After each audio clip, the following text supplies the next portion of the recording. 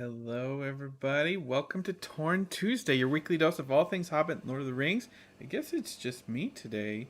I don't know where my friend is, but the chat room is here with me. We are streaming live on Facebook, YouTube, Twitch, and Twitter, all at the same time. The magic of technology. If there's ever another streaming platform you guys think we should be on, let me know in the comments. I guess it's just you and me, chat room.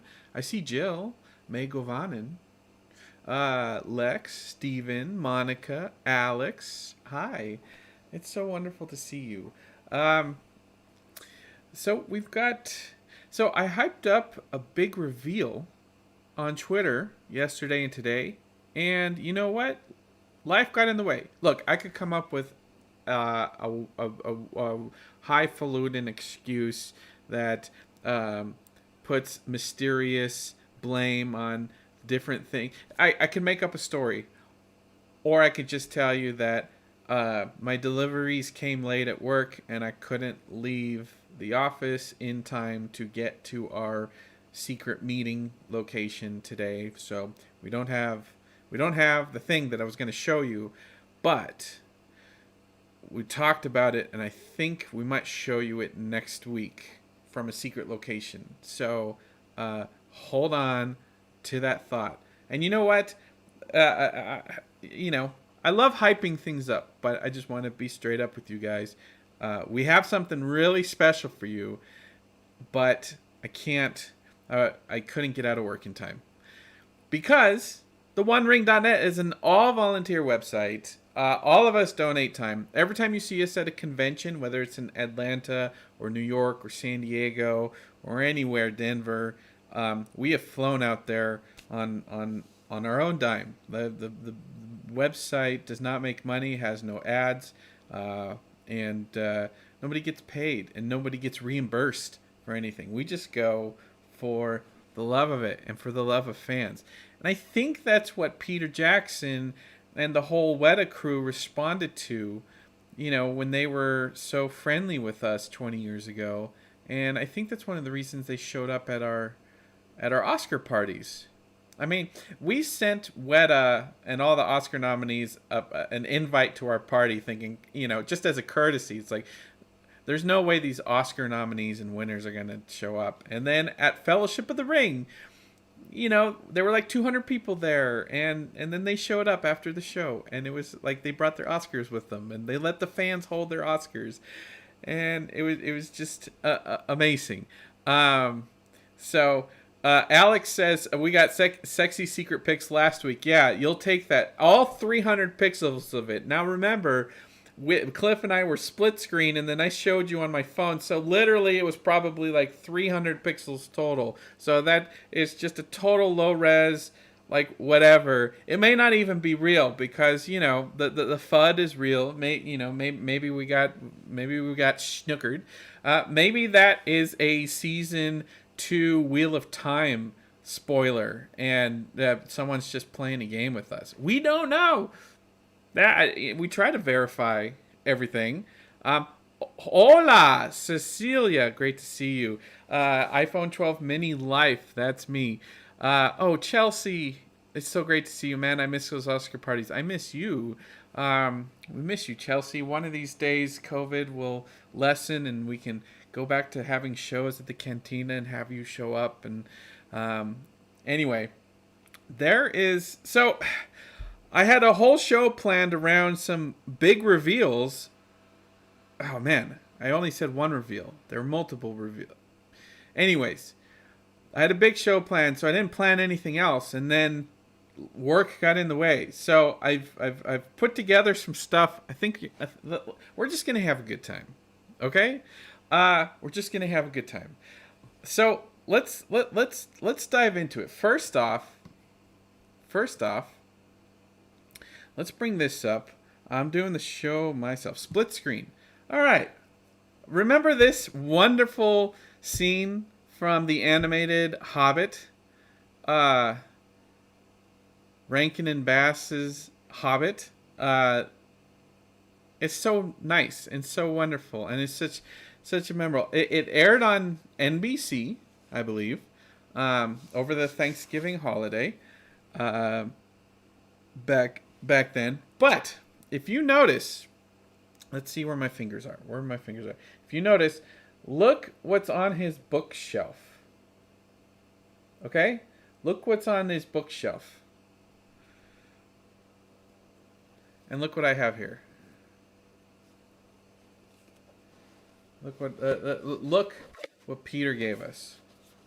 Look what Peter gave us.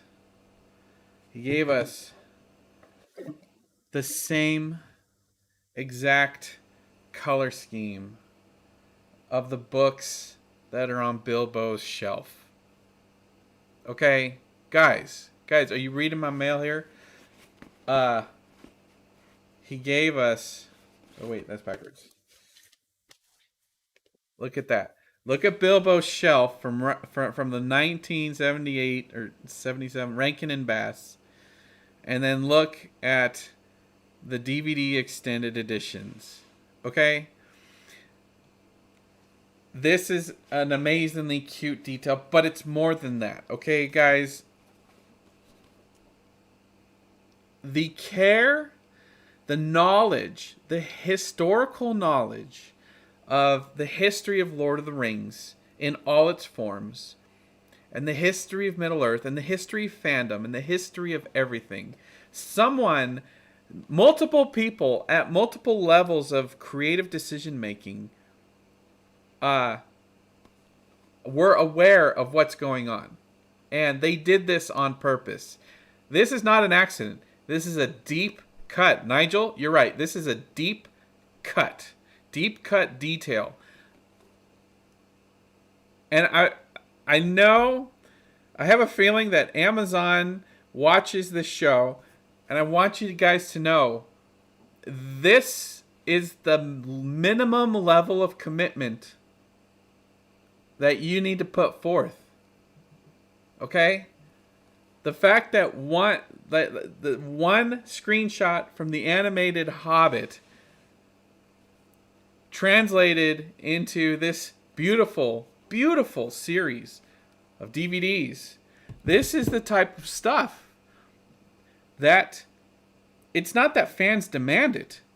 It's that the people in charge of the creative endeavors of this brand, of this Lord of the Rings, this is the minimum level of effort that you should put on yourselves. We expect nothing less. It's not that this isn't like gatekeeping fans demand, the world. No, we want to know that people are in charge that have this level of knowledge and commitment and love and passion and are willing to go this extra mile to connect Peter Jackson's trilogy with the animated Hobbit that we all fell in love with 30 years ago, 40 years ago. So that's just a baseline, okay? That's just a baseline. Hey, and you guys remember that you had to mail this in? You had to mail this in. Can you imagine the logistics that went in? Because I remember these movies came out 1 year after another, 1 year after the DVD came out, right? And then you had to save the barcode sleeve on the packaging to send in for the slipcase. Remember that? And then there was a big hullabaloo from fans that had already bought these extended editions one at a time, that they released a trilogy box set that included the Argonath statues. You guys remember that? The Argonath statues? That bookends that came with it. And everyone was like, I don't want to buy the whole trilogy again because I already bought each one of them and I barely got the slipcase. Why are you making me buy everything again? Little did we know that was the whole business model. And for the next 20 years, New Line and Warner Brothers would just keep trickling out versions of Lord of the Rings with little tweaks here and there. One little thing here and one little thing there. Look, the chat room, you guys, You guys, yes, I still have the bookends. Good for you, Steven. You bought it twice. Let's be honest. How many times have we bought Lord of the Rings? Okay, I bought it on theatrical DVD when it came out. I bought it on extended edition DVD. I bought it on Blu-ray. I got a bunch of versions for Christmas gifts, and I still have them in a box in shrink wrap. But they were all theatricals. And then I need to get the new 4K. Emma says she's lost count at the number of times she's bought Lord of the Rings. Nigel says, if we are talking connections to Peter's films, I propose we get in touch with Billy and convince him to record a song and send it to Amazon for the theme song. Listen, okay? Listen, we are privileged to get... we are privileged to have Billy involved in the Hobbit soundtrack. And, it's... Billy lost a band member, recently. I think it was last year. Maybe it was this year. The last 2 years have all blended together for both of us. And Billy's a great guy, but I don't know where his heart... I don't know if his heart's in music right now. It's such a tough time for musicians, because no one can tour or anything like that. And... I don't know, like a lot of the creative inspiration hasn't been there for a lot. It has been for a lot, and then it hasn't for a lot. I hope Billy gets really back into the acting game. Edgar says, just bought a new version of Silmarillion. See, perfect. I wonder if Amazon's going to release a edition, a LOTR on Prime edition of the Lord of the Rings books. That maybe the appendices are set in font that is 2 sizes bigger than the rest. So, the chapters of the appendices look bigger, look more substantial than every other version. But, as long as we're talking about music, guys, there is only one answer for the soundtrack and the sounds and the music of Lord of the Rings on Prime and the Second Age, and that is Enya. There are several articles about stuff, but this was the most concise version, so I apologize for for using the sun. But here it is. Enya has been holed up in her castle for the last few years, singing, recording original songs in Sindarin and Quenya, and she's invented a third language. Enya has spent years writing and recording Elvish songs, and I wish I could play "May It Be," but we'll get copyright struck on all the platforms if we play "May It Be." I've been obsessed with "May It Be" over the last week. I've listened to it nonstop. It's just on repeat. But if you think about the Second Age, if you think about the Light of the Two Trees, and you think about the Second Age, and you think about the founding of Numenor, all the way up to, and we know the show. We know Amazon's show is about Galadriel. She is the main character. This is Galadriel's show. Enya is the sound of the elves. Enya is the music of the elves. So there is only one choice here. It's great that you got Howard Shore and Bear McCreary on the show, scoring the show, but it's time to seal the deal with Enya. I wasn't joking on Twitter. You need to just take those trillions of dollars that Amazon has and just drive a Brinks truck up to the gates of her castle and just say, how much do you want for all your Elvish songs? Let's do this. Give her a record deal. Let her publish on Amazon Music. Make it the soundtrack of Middle Earth. She has been writing Elvish songs for years. And it's like, it's done. It's done. Just let the best be the best. It's crazy. It's funny. This article starts off with, there's her castle. That's where Enya lives. Can you imagine? Enya wakes up in the morning, makes coffee or tea, and then prances around this castle singing in Sindarin. Like, come on. She is wealthier than Adele and has sold more records in One Direction and lives in a castle next door to Bono.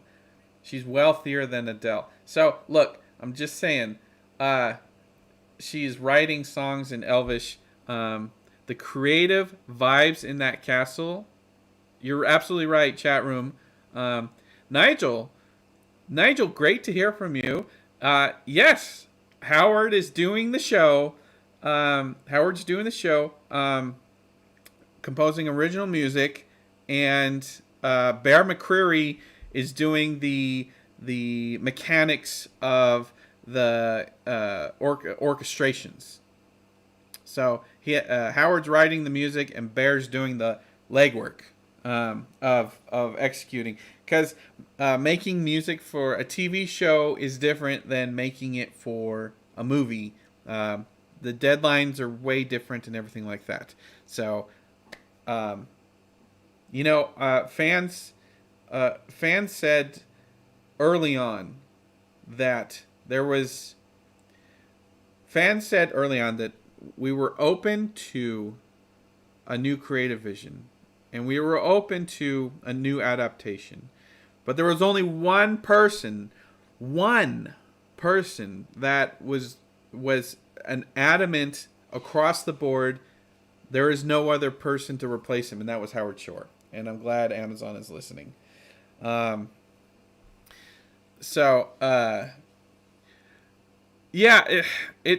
hard to just. Again, we don't know.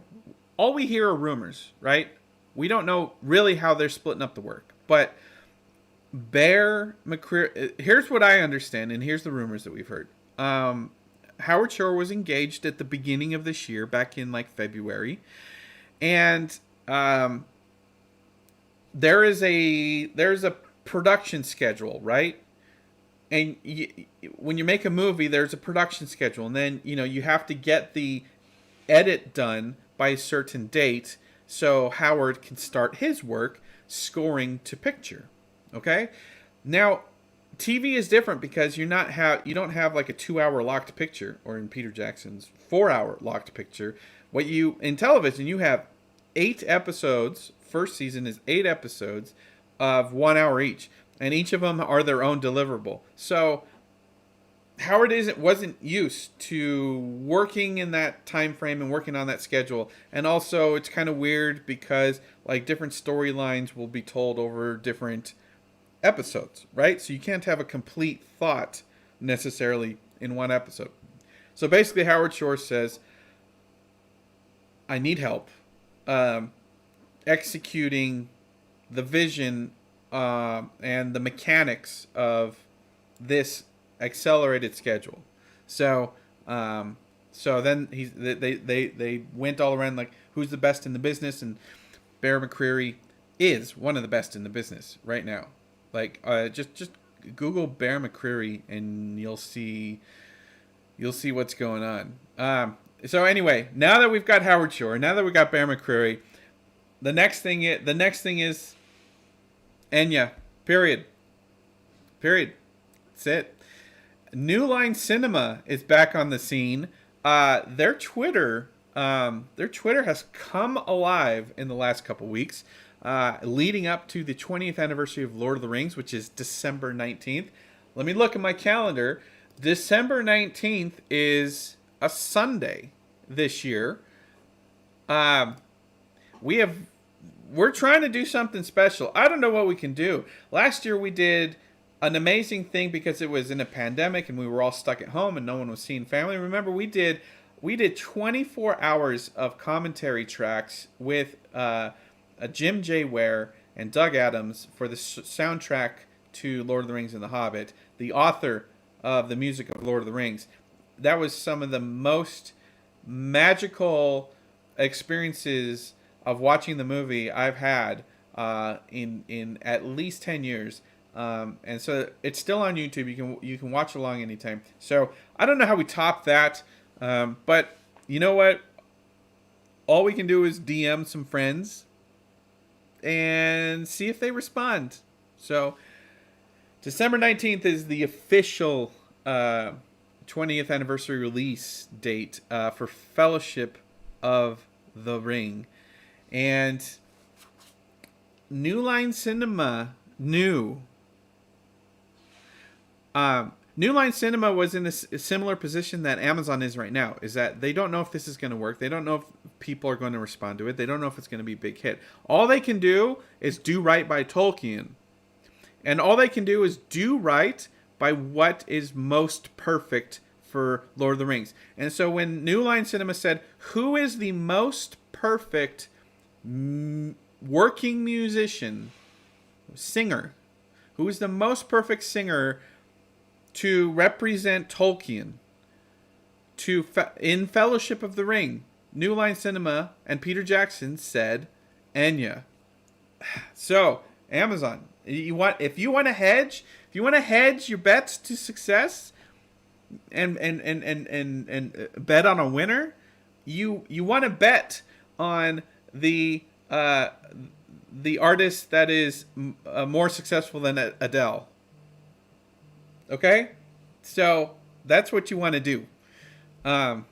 So anyway, follow New Line Cinema on Twitter because they've got a lot of cool things going on. They've got they're posting fan art. Share your artwork and stuff like that. And I guess the question I have for you guys in the chat room is, what do you guys want? What do you think the studio should do to promote the 20th anniversary? Yeah, what do you think what do you think New Line should do for the next 2 weeks to promote? Like, do you want to see fan art? Personally, I would want to see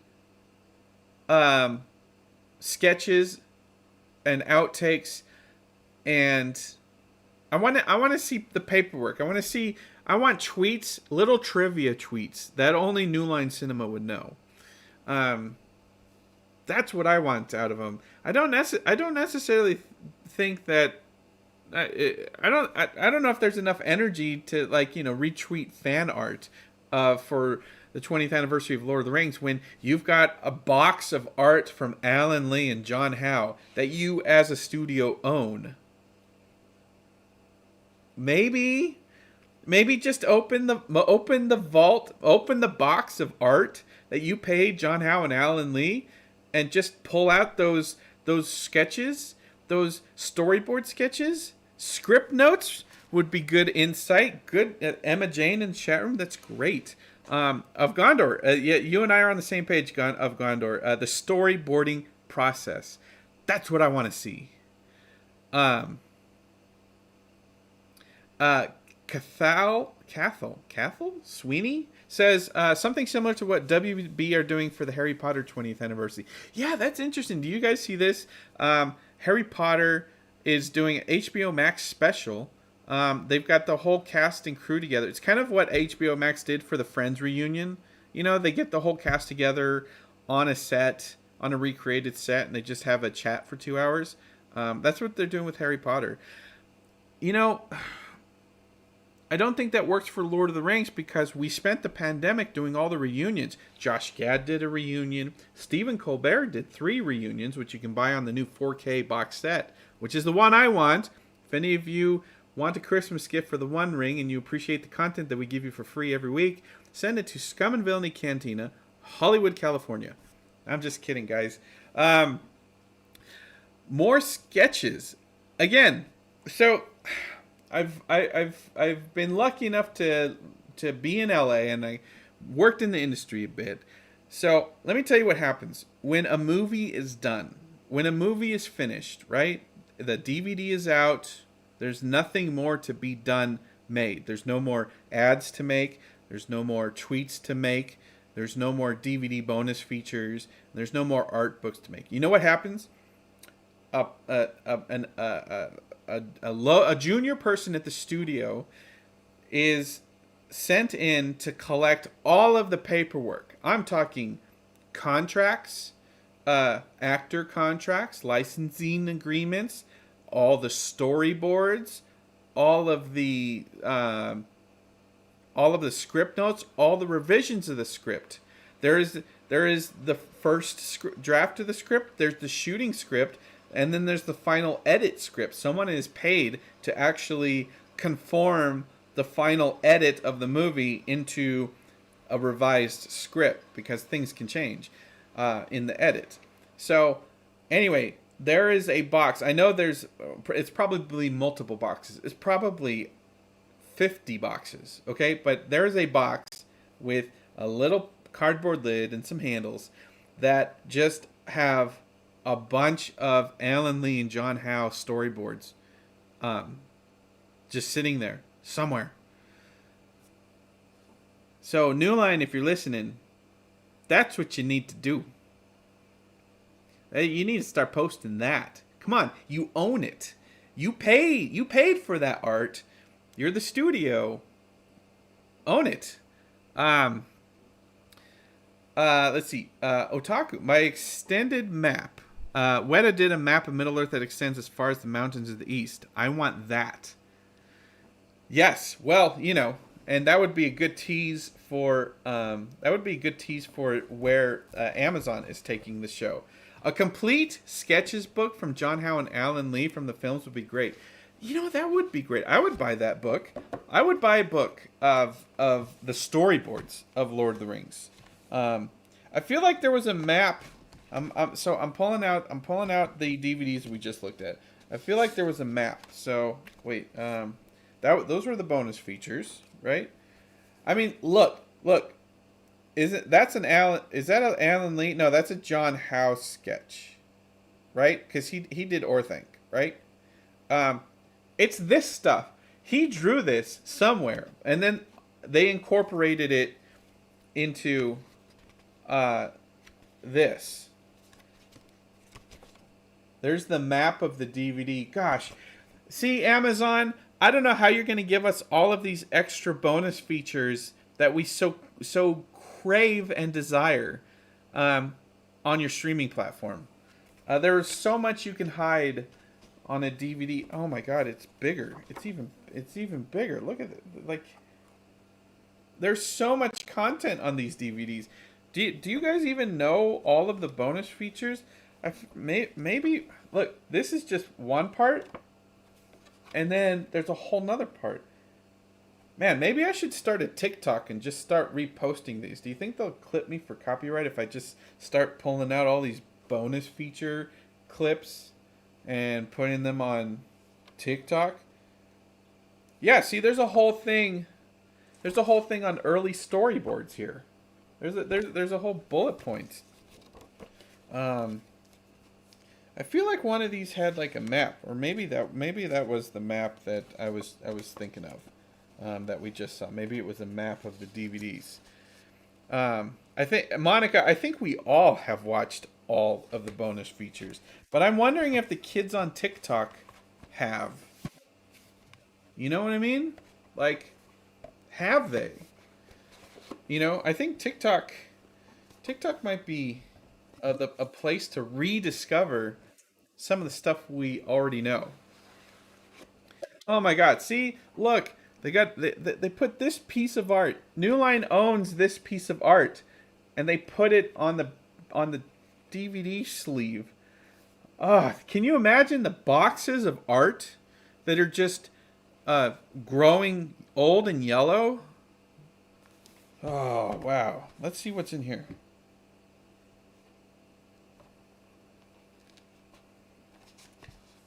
Return of the King. Ooh, that's a different drawing. This is a different type of paper. This is more expensive. This is definitely more expensive. Of course, by Return of the King, they were making so much money. Guys, oh my gosh, look at this. This is amazing. Here it is. Here it is. To show you that this is an original day one package. Here's the special offer. Keep all 3 Lord of the Rings special edition DVDs in this premium slipcase. Look at that. Look at that. That tells you this is OG. This is a first edition. $3 shipping and handling. Good through March 2005. God, 16 years. Amazing. Look, fill out this form. How to receive Lord of the Rings DVD box.com. I wonder if that website. And then get $10 off the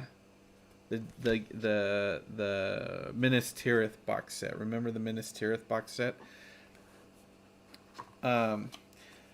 Yeah, you know, the appendices should have been included on the 4K box set. Yeah, I don't know why they, like, if you're going to buy the 4K box set, why do you need all the extra discs for the theatrical editions? Like, just give us 4K plus the Blu-ray appendices bonus features. Monica says, I don't think TikTok viewers have much attention span. See, that's the point. The bonus features on this DVD, on these DVDs, are kind of like small. They're short versions. I think there would be a way. I think there would be a way to do some of this appendice stuff on TikTok. I just don't have the time. I don't even have enough time to do this show properly. Diane is joining us late. Welcome. Did I miss the GreenDragon gossip? No. Well, no, you didn't. So let's jump into some GreenDragon gossip, okay? If you're Amazon or Amazon's PR company, you can log off now. You don't want to see this part. So Wheel of Time showrunner says our budget is tiny compared to Lord of the Rings. So there was a lot of conversation. That Amazon's big fantasy series that is out right now, I think we're on episode 4 or 5. I think this week will be episode 5. People are starting to say, hey, is this Amazon's version of fantasy? Like, does Wheel of Time represent the quality of Amazon's Lord of the Rings show? And I will say this. The director of the 2 most recent episodes of Wheel of Time, episode 3 and 4 of Wheel of Time, is the same director that is doing episode 3 and 4 of Lord of the Rings. So, Amazon is mighty excited about the quality of work that this director... We know the showrunners are ultimately in control, but directors still are directing and getting performances of the actors and stuff like that. So the director of Wheel of Time, episode 3 and 4, is doing Lord of the Rings, episode 3 and 4. So, is it a good judge of... Can you judge the quality of Lord of the Rings from watching Wheel of Time? Based on this comment, no. Our budget is tiny compared. Steve in the chat room says, Wayne Yip's work on episode 4 of Wheel of Time was fantastic. Has anybody else watched Wheel of Time yet? So a few of you have. So keep watching, and let's see if they land this. You know, but there's been nothing but good stuff. Most of the reviews I'm hearing from friends are Wheel of Time is good, but unfortunately Lord of the Rings is just hovering over this other fantasy series. And so every single, even friends that aren't like, knee deep in the One Ring with us have said, Wheel of Time is good, but gosh, it's not Lord of the Rings, and it does not look like the caliber of Lord of the Rings. So, um, I haven't read any of the Wheel of Time books. So, but I don't think that's a big. I don't think that's a big thing. They shot in Romania, I believe. They shot Wheel of Time in Romania, and then Wayne Yip got on a plane and then sequestered himself for like a month before he went into New Zealand. But so um, that that's going. But let's go to the big Green Dragon gossip of the day. Sorry to keep you waiting, Diana. I was waiting until you got here, folks. Who is this man? Is this the guy responsible for everything that goes wrong in the Third Age?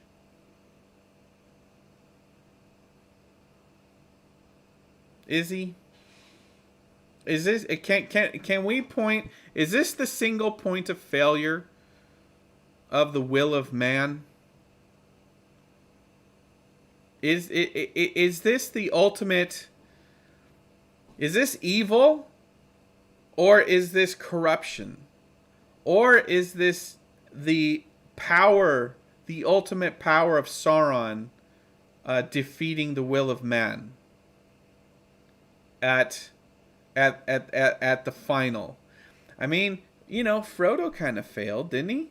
Frodo kind of failed. The only reason the ring got destroyed is because Gollum took it the extra mile. Is it voluntary corruption? I guess, Dan, is it voluntary corruption? Or is he persuaded with the evil power at the crack of doom? Was he corrupted? Was he a corrupt leader before he got to the cracks of doom? Or was he corrupted by the influence of Sauron in that ring right there?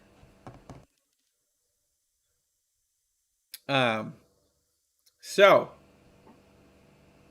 the big Green Dragon gossip is Isildur is a major player in the entire series. This show, Amazon show, is basically young Galadriel and young Isildur making their way, finding their way, and choosing a path. That's what this show is. Of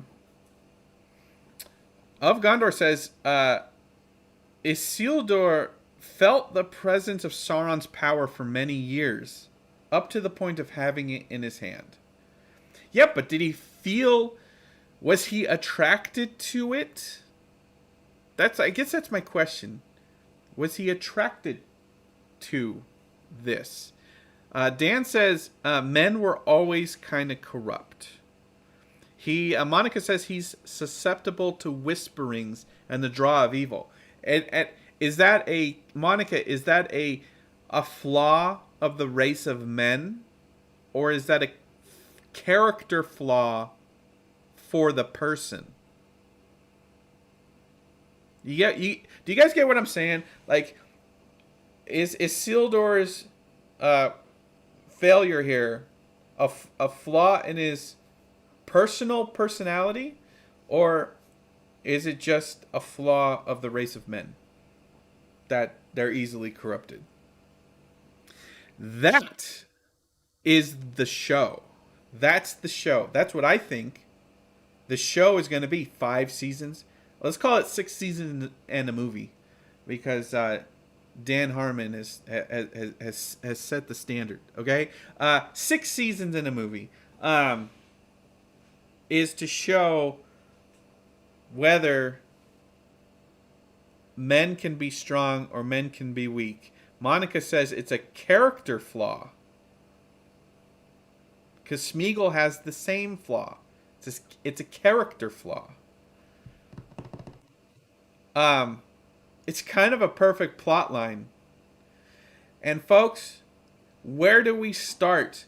If this is the end, if this is the final episode of Amazon's Lord of the Rings, if this is it, if this is the final episode, if this is what we get up to, lead up to, all of the machinations, 50 hours of prestige TV, where do we start? Well, I can tell you with 95%,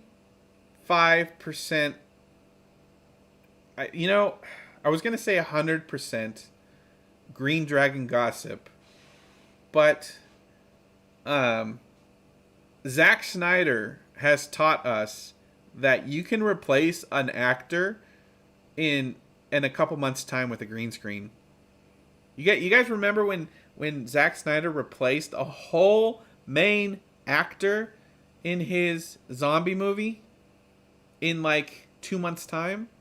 So the thing about saying this is 100% real rumor is literally this show is like coming out in September.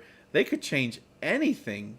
If someone has a bad tweet or has a bunch of accusations, if something goes wrong in the next 9 months, they could replace any actor in the show. We have the technology.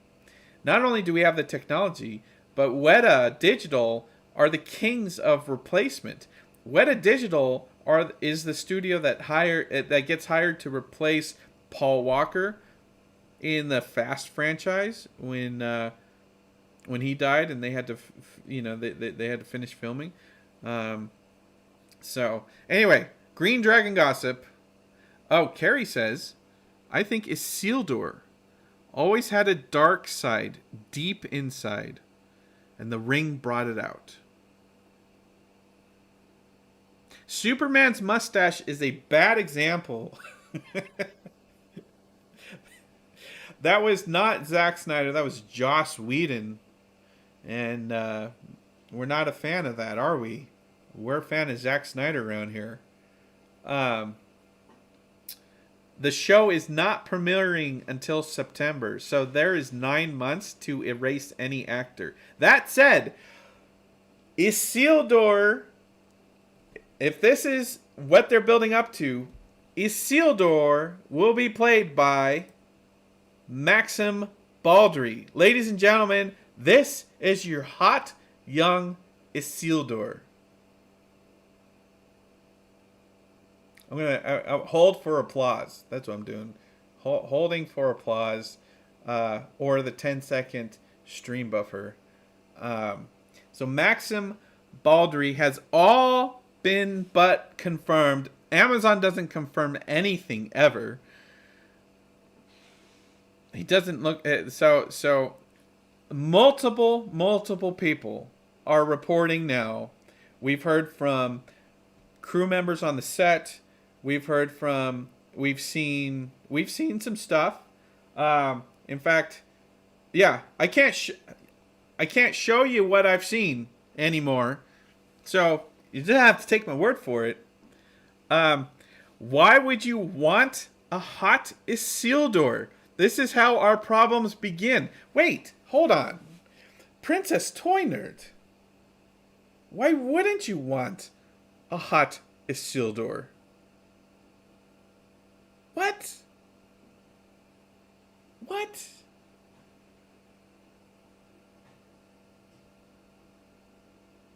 Nadia says looks good. So this is Isildur. This is the age that we're starting at. This is Isildur. So you can imagine he's probably playing like a 20-year-old Isildur. His dad is a big, powerful king. Chat room. His dad's Elendil, right? Just want to make sure I don't get that wrong. So He's a hot young prince, trying to figure out his place in the world, his place in life. Um, so, so this is where we're starting. So, who is his dad then? If this is Isildur, who is his dad then? Well, father and son went and had some brews. And boy, oh boy, that is Elendil. Ladies and gentlemen, that is Elendil. Have you seen him in costume? I cannot comment on that question. I know too much already. You do you want this is how you get a hot Sauron. This is Elendil. This is his dad. Interesting comparison, right? Interesting comparison.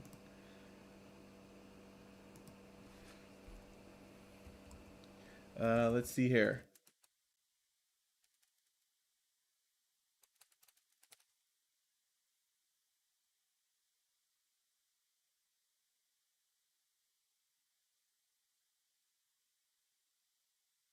Is that the Stark dude? No. The Stark dude is playing Elrond. Uh,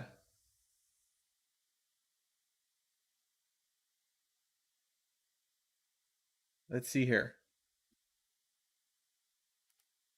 The Stark dude is playing Elrond, which I don't know. It still feels weird.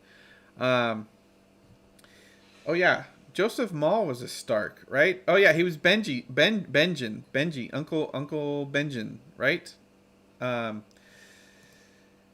so Lloyd Owen, folks. The whole chat room has been Joseph Maul, Joseph Maul, Joseph Maul. Uh, folks, Lloyd Owen, right there, third from the left, is Elendil, and there he is hanging with Galadriel. So that is Morfydd Clark as Galadriel, Markella Kavanaugh as we don't know yet, and Lloyd Owen as Elendil. So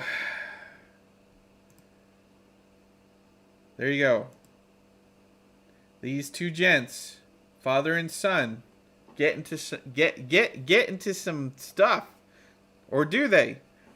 At what point does son fail the father at the cracks of doom?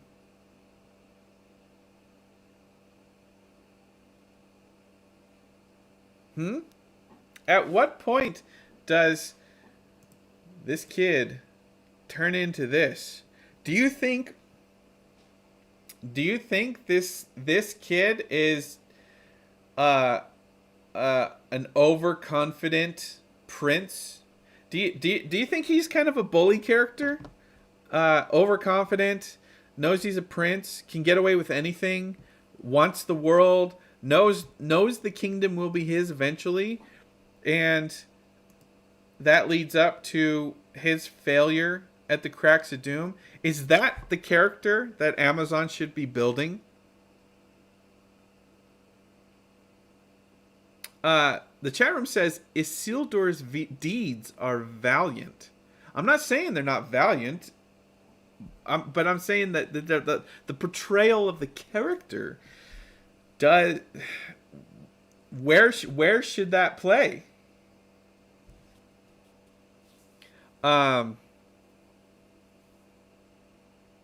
Kaylin Griffin says, I think the ring was too powerful and he gave in to the ring.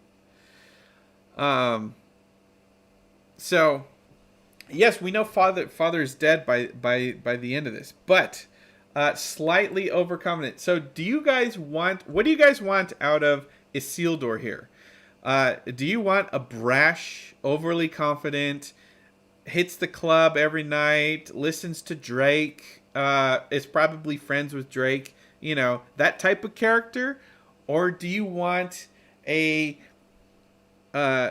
or would you like to see Isildur in a strained relationship with his father? Maybe they don't connect on a lot of things right now, and he's going his own path despite his dad wanting him to follow in his footsteps. Monica says, I'd like to see the good in him first. So, okay. Is that what you guys want? Otaku says, Isildur should have some flaws to keep him interesting, but he should still be heroic up until the turn. So that's the question. Should the turn at the Cracks of Doom on the final episodes in the final season of Amazon's Lord of the Rings, should the turn be surprising?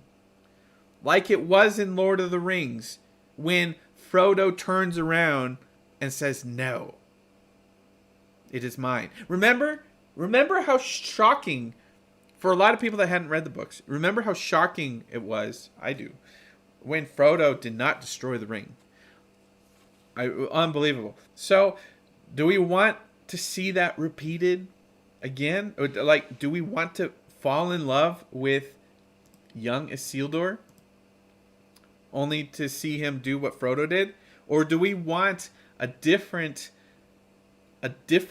character type, archetype, that this is the ring just accelerates what he was going to become anyway?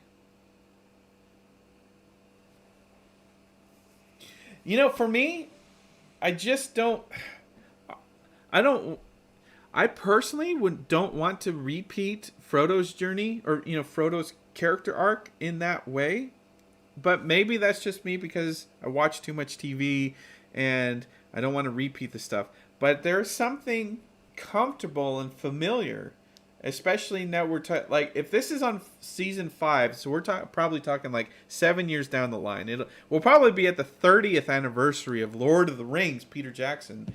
30 years later, and maybe there's enough time where it's so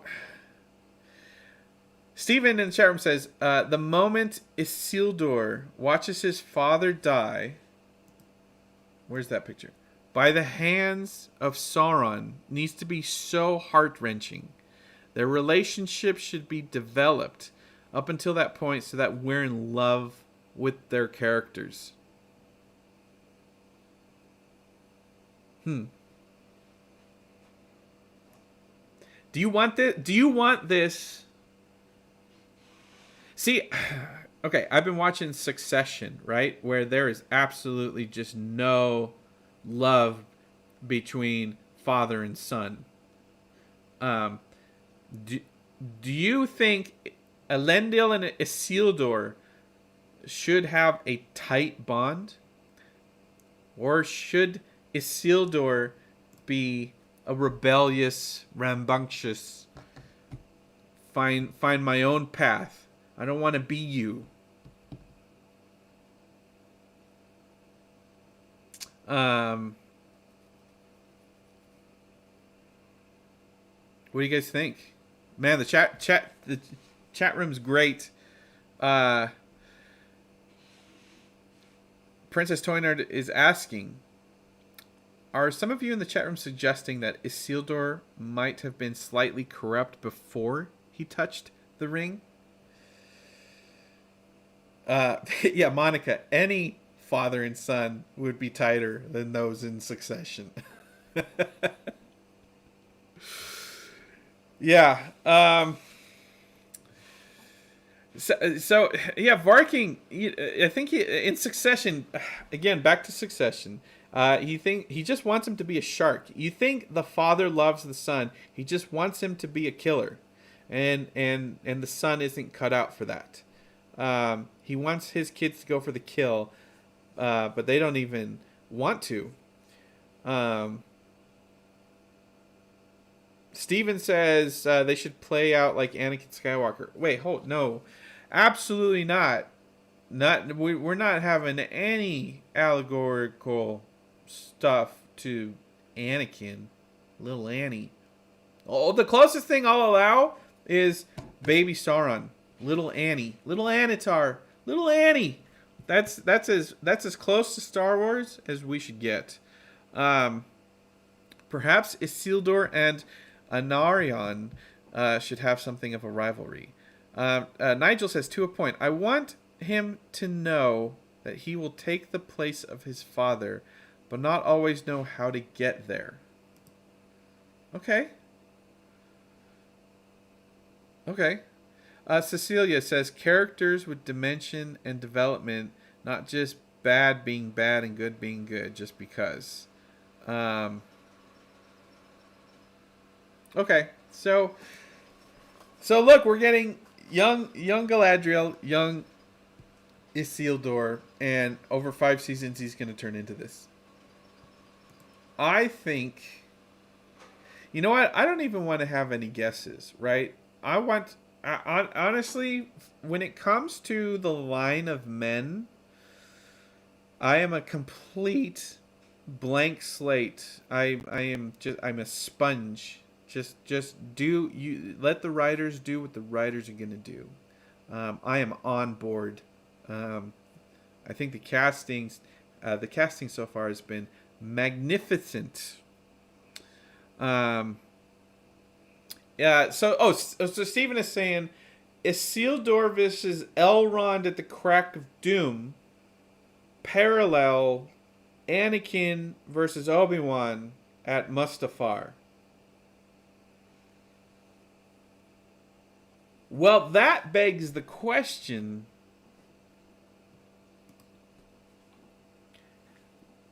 We all want to blame Isildur. But is it really Elrond that failed?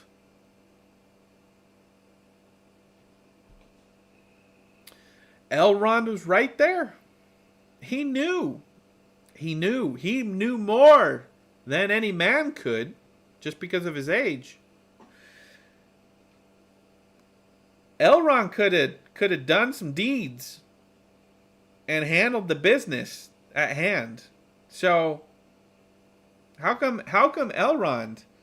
I'm just asking questions here. How come Elrond didn't get any blowback for the failure at the cracks of doom? We can't really blame Ellie. Come on. He was there. He was the only one there. Obi-Wan did what needed to be done. Almost.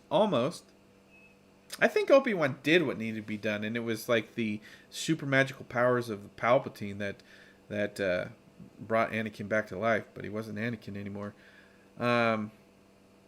So do you guys? So okay, Kate, great question in the chat room.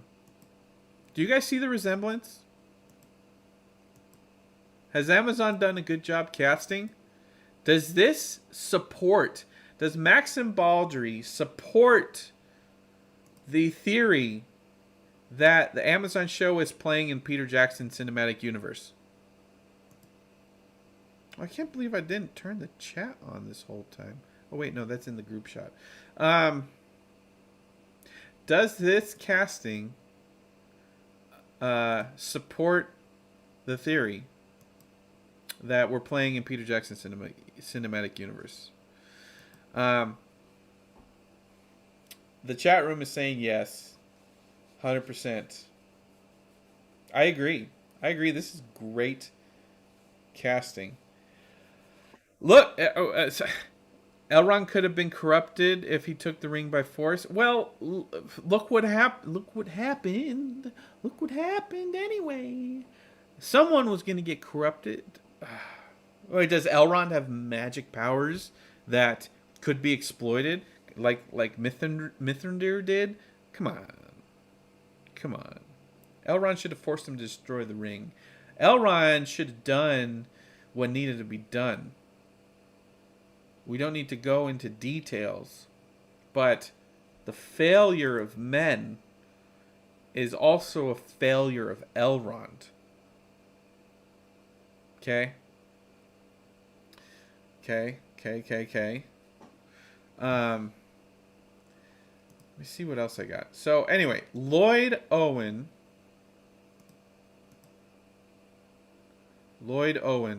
is Elendil. Maxim Baldry is Isildur. That's the latest GreenDragon gossip. Again, nothing's been confirmed by anybody. We haven't seen any photos or tweets or Instagram pics, except that one Instagram pic sharing a brew. So is anything official? Is anything official? No, I don't think anything is. Nothing is official until Amazon confirms it. So there you go. The other tidbit, and we posted this on Twitter. Bring this back up.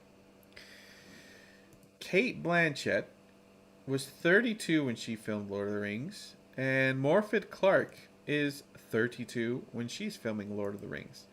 So when we say young Galadriel, we're actually talking about someone that's the same age at the same time.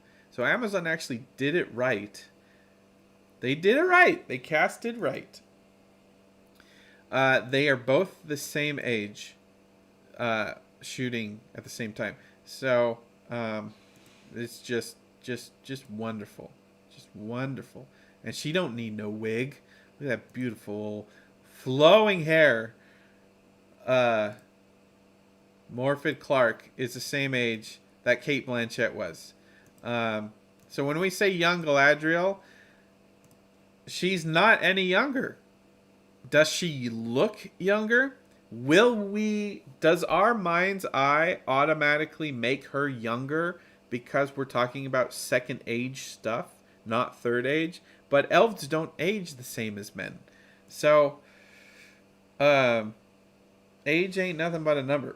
But there you go. So, I don't know. So there you go. There's your GreenDragon gossip. 3 casting. Those are the big castings, right? Galadriel, Morfydd Clark, same age as Cate Blanchett was. But elves don't age. So it's fine. And Maxim Baldry and Lloyd Owen. Y'all wrong about Joseph Mall. We still don't know who he is. There are rumors. I saw them in the chat. There are some rumors, but I don't think we know. So I'm hoping that more stuff starts leaking out. I'm hoping that Cliff shows up on time for his own show, and I'm hoping we can get Peter Jackson or the 4 Hobbit boys together or something special to celebrate the 20th anniversary of Lord of the Rings. So we're working. All we can do is work on some stuff, and hopefully we can do something fun together on the 19th of December. So, Baby Sauron. Do you think Baby Yoda is so... do you think Baby Yoda is so cool? Or Grogu, I guess they named him in season 2. Do you think Baby Grogu is so important to pop culture? Do you think that they would make Sauron cute? Do you think they would make Anatar cute? Do you think season 1 they don't reveal who Sauron is, and we fall in love with one of the child actors, the youthful characters in the show, and then it turns out he turns into the big bad, Anatar or Sauron? This show can do so much. This show can do so much. So I'm totally excited. Anyway, hopefully maybe we'll have that exclusive that I was gonna show you, and it's something to show. It's not something to talk about. I promise you, the thing that we're gonna debut is visual. Okay, You're gonna see something. You're gonna see something. Okay, it's gonna be great. Cliff is gonna flip his lid, showing it to you guys. It's gonna be so much fun. So, hopefully we can show that next week. Was Sauron ever a child? I don't know. Gandalf was never a child. But was Sauron a child? Little Annie? Maybe. I don't know. Kay, I will tell Clifford hello for you and all of us at and May Govanen. Hello, Sarah Draper, a child Sauron. Anyway, that's the Green Dragon gossip. We will have something fun for you next week, and as we look toward December 19th, the 20th anniversary of Lord of the Rings, maybe we'll do something fun. Thank you so much for joining me on this monologue torn Tuesday. We will see you next week, maybe with something special for you. Ciao. Or wait, I'm supposed to end it. Buenas noches y buena suerte.